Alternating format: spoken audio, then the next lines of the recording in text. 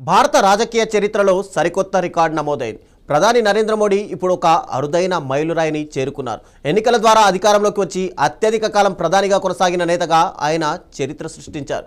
ఇప్పటివరకు భారత మొదటి ప్రధాని జవహర్లాల్ నెహ్రూ పేరుతో ఉన్న రికార్డును మోడీ అధిగమించారు. 2014లో ఫస్ట్ టైం ప్రధానిగా బాధ్యతలు చేపట్టినప్పటి నుంచి వరుసగా 3 సార్లు మోడీ విజయం సాధించారు. ఇవాల్టితో ప్రధానిగా ఆయన 4399 రోజులు పూర్తి చేసుకున్నారు. ఇది నిజంగా ఒక చారిత్రాత్మకమైనటువంటి ఘట్టం. ఈ రికార్డుకు సంబంధించిన పూర్తి వివరాలు, ఇతర ప్రధానుల పదవీ కాలాలపై స్పెషల్ స్టోరీ.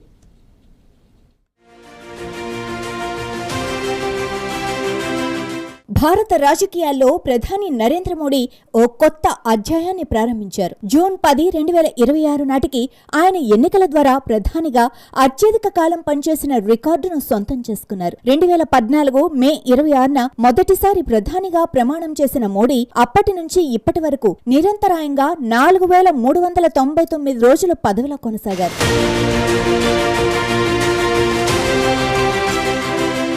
ఈ ఘనతతో మోడీ స్వతంత్ర భారత మొదటి ప్రధాని పండిట్ జవహర్లాల్ నెహ్రూ పేరుతో ఉన్న రికార్డును బద్దలుగొట్టారు. నెహ్రూ 1952 మే 13 నుంచి 1964 మే 27 వరకు ఎన్నికైన ప్రధానిగా 4398 రోజుల పాటు పనిచేశారు. స్వాతంత్ర్యం వచ్చిన వెంటనే 1947 ఆగస్టు 15న బాధ్యతలు చేపట్టిన నెహ్రూ తొలి సార్వత్రిక ఎన్నికలు జరిగే వరకు ఎన్నికైన ప్రధాని కాదు, మధ్యంతర ప్రభుత్వానికి అధిపతి. అందుకే ఎన్నికైన ప్రధానుల్లో అత్యధిక కాలం పనిచేసిన రికార్డు ఇప్పుడు మోడీ ఖాతాలో చేరింది.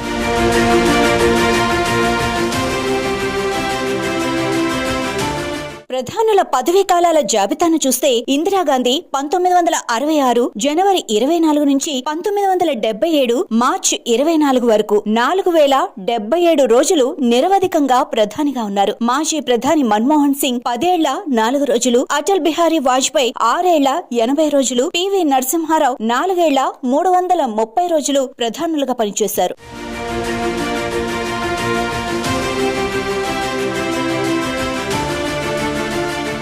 మోడీ నాయకత్వంలో ఎన్డీఏ ప్రభుత్వం అధికారంలోకి వచ్చి 12 ఏళ్లు పూర్తి చేసుకుని 13వ ఏట అడుగుపెట్టింది. ఈ 12 ఏళ్లలో పేదలు, అణగారిన వర్గాల సంక్షేమానికి ఎన్నో మార్పులు తీసుకొచ్చామని ప్రధాని మోడీ గతంలో తెలిపారు. ప్రత్యక్ష నగదు బదిలీ, స్వచ్ఛ భారత్, పీఎం ఆవాస్ యోజన, ఆయుష్మాన్ భారత్ లాంటి పథకాలను ఆయన ప్రస్తావించారు.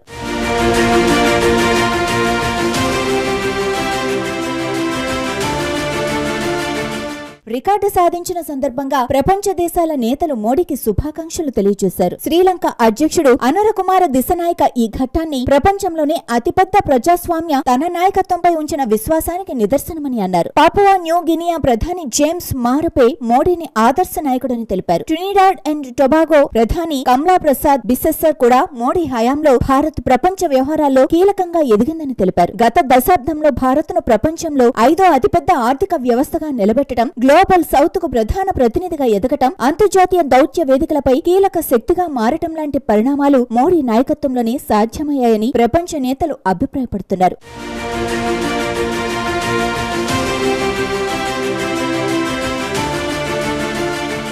మొత్తంగా చూస్తే నరేంద్ర మోడీ సాధించిన ఈ మైలురాయి కేవలం దేశీయ రాజకీయ ఘట్టం మాత్రమే కాదు, ఇది ప్రపంచ వేదికపై భారత్ కు పెరుగుతున్న ప్రాధాన్యానికి గుర్తుగా నిలుస్తోంది. మోడీ నాయకత్వంలో భారత్ ఆర్థికంగా, దౌత్యపరంగా మరింత బలంగా మారుతోంది. వచ్చే రోజుల్లో మోడీ ప్రభుత్వం ఎలాంటి కీలక నిర్ణయాలు తీసుకుంటుందనేది ఇప్పుడు ఆసక్తికరంగా మారింది. మరి ఈ రికార్డు తర్వాత ఆయన పాలనా విధానాలు ఎలా ఉంటాయో చూడాలి.